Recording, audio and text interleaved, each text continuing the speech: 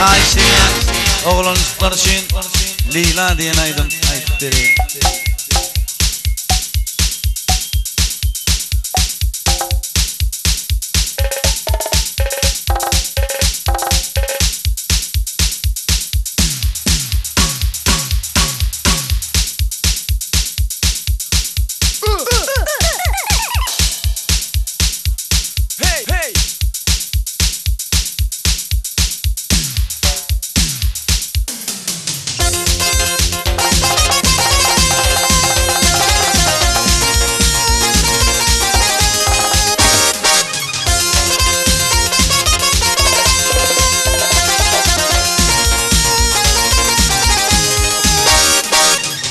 Şehrimin gödeli mehremi alan Leyla, aydım sana bağışlap yürekten köydüm Leyla.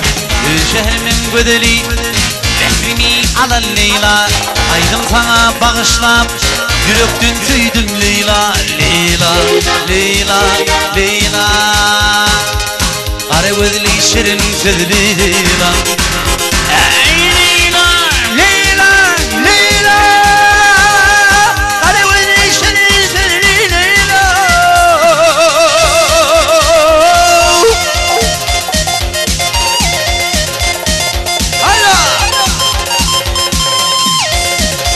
Evet, sen ömrümde korkun.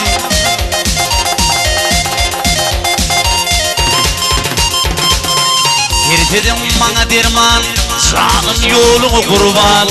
Yürekte koyma arman, umidim sensin Leyla. Yirtedim bana derman, sağlım yolunu kurban. Yürekte koyma arman, umidim sensin Leyla. Leyla, Leyla, Leyla, kara gözlü şirin sözlü Leyla. Leyla, Leyla, Leyla, kara gözlü şirin sözlü Leyla.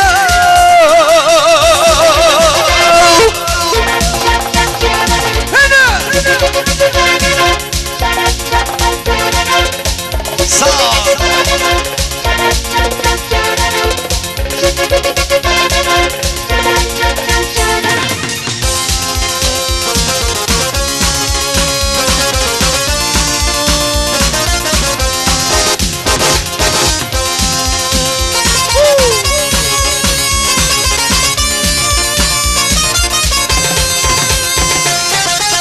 Diyarın bardadı, Leyla'dır şonsunadı.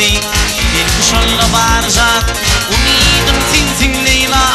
Onu diyarın bardadı, Leyla'dır şonsunadı. Bir kuşanla barzat, umidim sensin Leyla. Leyla, Leyla, Leyla, kara gözlü güler yüzlü Leyla.